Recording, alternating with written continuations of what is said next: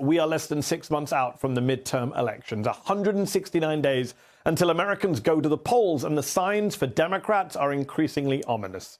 An NBC News poll this month found that only 39% of Americans approve of Joe Biden's job performance, while 56% disapprove. It's Biden's lowest approval rating since he took office. That same poll also found that 75% of Americans think the country is on the wrong track, numbers that haven't been seen since the GOP orchestrated a government shutdown in 2013. Brutal as they are, these poll numbers fit in with an historical pattern. After a president is elected, their party generally loses congressional seats in the next midterm. It happened to Obama in 2010 and in 2014, and it happened to Trump in 2018. It happened to George W. Bush, too. Not in 2002, the first post-9/11 midterms, which were very much the exception to the rule, but in 2006, the first election after Bush won a second term. So is there anything Democrats can possibly do at this point to avoid a shellacking, as Biden's former boss once put it?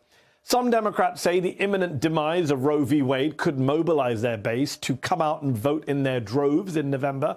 NBC News polling after the leak of that Justice Alito draft opinion overturning Roe showed that nearly two-thirds of registered voters oppose the end of Roe v. Wade.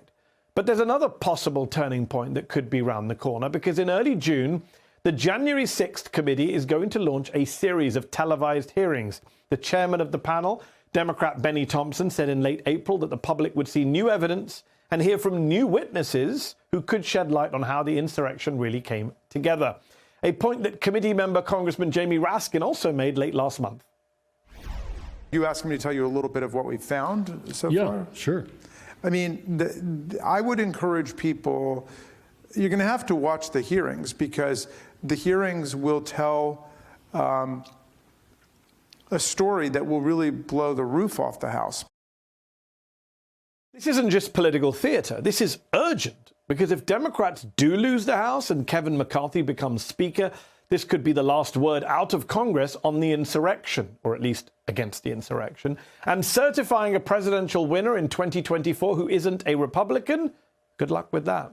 We often say on this show how an unpunished coup is a training exercise. Well, the US conservative movement went for extra authoritarianism training to Hungary last week. Yes, that's where a special edition of the Conservative Political Action Conference, or CPAC, took place. I kid you not. A forum at which our former president heaped praise on Hungary's current authoritarian prime minister. CPAC Hungary. We are very close, as you know, all of us, to Viktor Orban. He's a great leader. We are looking to stop a lot of the problems that are going on in the world, including in the United States, socialism and even communism. Just keep up the good work, keep up the fight, and I'll see you soon. It wasn't clear whether Trump's warm words or those of Mark Meadows, Tucker Carlson, and the other American right-wing speakers at CPAC Hungary extended to conference speaker Zsolt Bayer, a co-founder of Orban's far-right party, who has called Jewish people stinking excrement, derided Roma people as animals unfit for coexistence, and used the N-word to refer to black people. But if you're still not convinced of what's at stake in these upcoming midterm elections, or what has become of the Republican Party ahead of them, just take a look at what Donald Trump posted this weekend on Truth Social, his right-wing answer to Twitter. There, the last president of the United States, and possibly the next president of the United States, recirculated a post by an account calling itself MAGA King Thanos. That post simply said, quote, "Civil War." Yes, the former president of the United States shared with his followers the words, "Civil War." This should be terrifying, but it shouldn't be surprising. We were told what could happen if Trump was not held accountable for his role in the events of January the 6th, 2021. Listen to these words from one of the House managers, Democrat Stacey Plaskett of the U.S. Virgin Islands, during Trump's impeachment trial early last year, following the insurrection.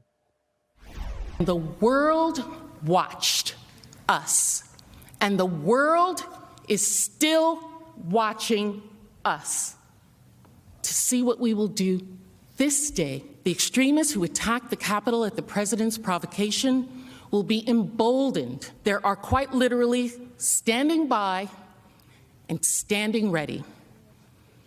Donald Trump told them this is only the beginning. They are waiting and watching to see if Donald Trump is right that everyone said This was totally appropriate. Today, 15 months on, the far right in America is still standing by, preparing for ethnic conflict, for civil war. And they seem to be getting encouragement from the authoritarian leader, de facto leader of the Republican Party. And Congresswoman Stacey Plaskett, who you saw there, joins me now. Thank you so much for coming on the show today. The Guardian is reporting that the January 6th panel will be putting on at least 6 public hearings next month, some of them in prime time, all of them highlighting potentially illegal activities by Donald Trump and his team. As someone who helped manage the last Trump impeachment trial just weeks after the insurrection, how much hope do you have that these hearings will move the dial? Because many would argue, well, most people's minds are made up one way or another by now.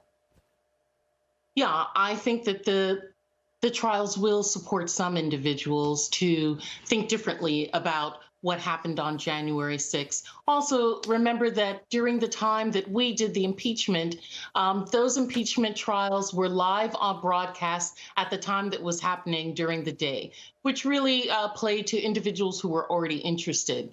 This is going to be prime time.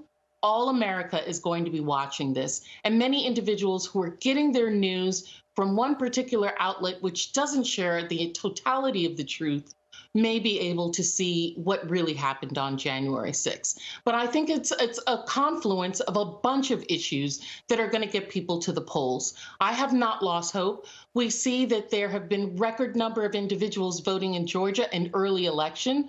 Early voting usually favors Democrats. More individuals came out in Georgia for early voting in this election than they did in 2020 when they put 2 Democrats into the Senate.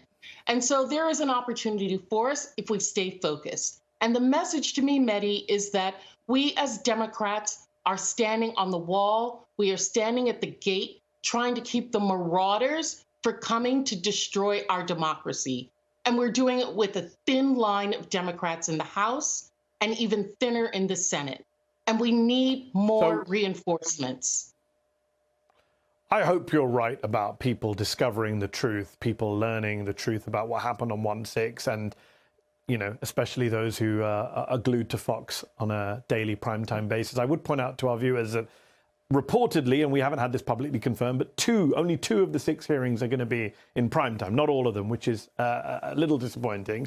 But you're right about the threat, and we live in a time of rising political violence too, and I have to ask this question to you. As a Black woman in particular, what was your reaction to the racist mass murder in Buffalo last week? Well, I was just devastated for that community, for those individuals. I'm a Black woman. I'm a Black mother of 4 Black men and 1 daughter. And it's terrifying for many in the Black community and terrifying for good Americans everywhere. We have to remember that individuals like my colleagues, Elise Stefanik, Matt Gaetz, others, these are Republican members of Congress, one who is in leadership, are espousing QAnon white supremacist theories on their Twitter accounts, on the floor of the House. They are the ones who are inciting this. They are giving it life, and individuals like Kevin McCarthy are not stopping them. And so the threat is coming from the very top, all the way down to individuals like the person who had the gun in his hands. Regular viewers of this show will know how strongly I agree with you on that. And I'm so glad you said that, because one of my complaints since Buffalo has been that senior members of your party are not calling out Republicans by name. To hear you say Stefanik Gaetz, I've said those names. Other journalists have said those names. Not enough people in your party have said those names. I know you took to the floor last week and also put up their tweets in a speech you gave, and we played some of that on the show last week. But let me ask you this. Why aren't Chuck Schumer and Nancy Pelosi and Jim Clyburn and Steny Hoyer and Joe Biden and Kamala Harris, why aren't the most senior elected Democrats in America calling out these Republicans who push QAnon, racist, white supremacist talking points? Why aren't they being called out by name? We're less than 6 months away from midterms. Shouldn't the American public know that there are people in House leadership who are pushing great replacement theory? Well, I know that last Friday at the press conference that the Speaker Pelosi had, she did talk about the replacement theory and talked about the fact that it was brought and espoused by members in the Republican Party who are members of Congress. And I can't speak to as why they are individually not doing it. But it's a responsibility of all of us. Of you, Mehdi, thank you so much for doing it, of myself and others. I can't say those individuals' names on the floor, but I could put their tweets up, and I can definitely say their names on your show. And so I think that's what's going to happen. We also have to show as Democrats the things that we are doing and what they are not. They're complaining about inflation. The Republicans are complaining about inflation, and it is real, but they are not supporting us when we have bills that come to the floor to stop gas price gouging, when we have bills on the floor to stop the baby formula shortage. They are complaining, but they do not care. They just want to rouse people because they do not have a solution. Their only objective is power. Indeed. And then you look at the Republicans and conservatives who spoke at CPAC Hungary last week, as I mentioned a moment ago. There are some in your party. There are some in your party who always want to talk about bipartisanship. And I just wonder, how do you do bipartisanship with a party that looks to Viktor Orban as an example, that is okay speaking alongside far-right demagogues who call Jews, quote, stinking excrement? How can we talk about bipartisanship when that is the other party in American politics right now? It's difficult, but many of us are trying. I'm a member of the New Democratic Coalition. I'm in leadership there as a pragmatic, moderate Democrat.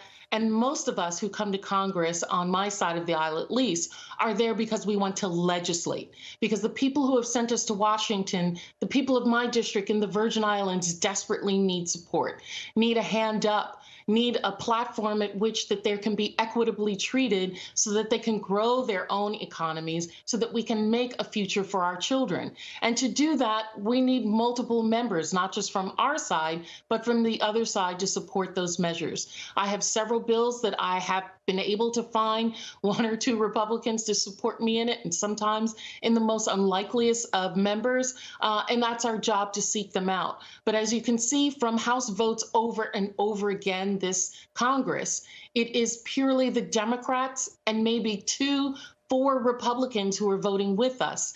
And then when it gets to the Senate, because we only have 50, we cannot often pass the measures that the American people have sent there for. You barely have 50 if you're really counting Joe Manchin and Kyrsten Sinema. Let us talk plainly, Congresswoman. This November, your party looks headed for a shellacking, to borrow Barack Obama's 2010 phrase.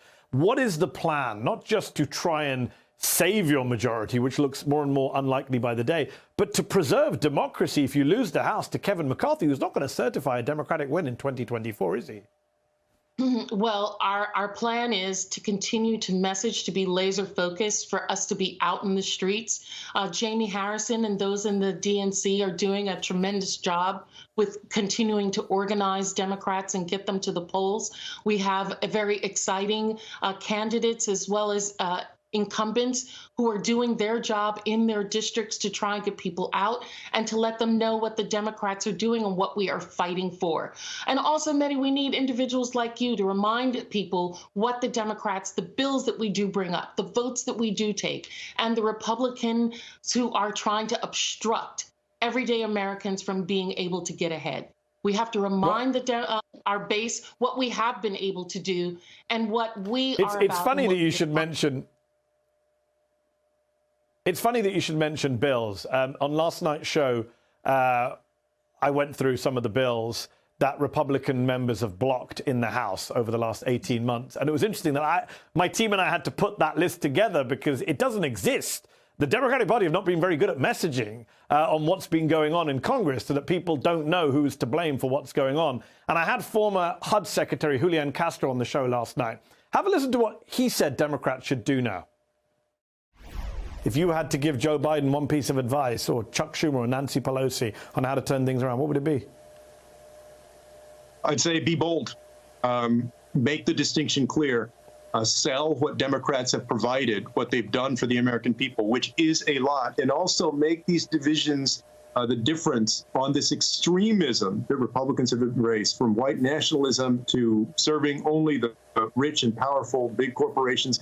Make that very clear for the voters. Be bold. Be bold. He's right, isn't he? What do you have to lose now by going big on Democratic priorities? For example, why not forgive student debt, as the president said he would do? What What's the worst that could happen now, given you're headed for defeat anyways? Why not just be bold, throw caution to the wind? I wouldn't say that we're headed for defeat. If we follow your advice, Mehdi, then, we would stay in the majority, right? But I think what we are going to do is we are being bold. We are reminding that we are the party that made sure that people were able to keep their jobs during the COVID pandemic. We were the ones who made sure that the vaccines got out. We were the ones who put in the policies that allowed our children to be able to go back to school. We were the ones who put food as well as the child tax credit that supported individuals. And the Republicans are the ones, although they say that they are pro-life, they are not pro-life once that child is born. They have not supported that. And many of us are being bold. As you saw me go on the floor, I think you're going to continue to see other members doing that. And we're going to make a stark contrast between what we are about, the American people, and what the Republican Party is about, which is power for themselves.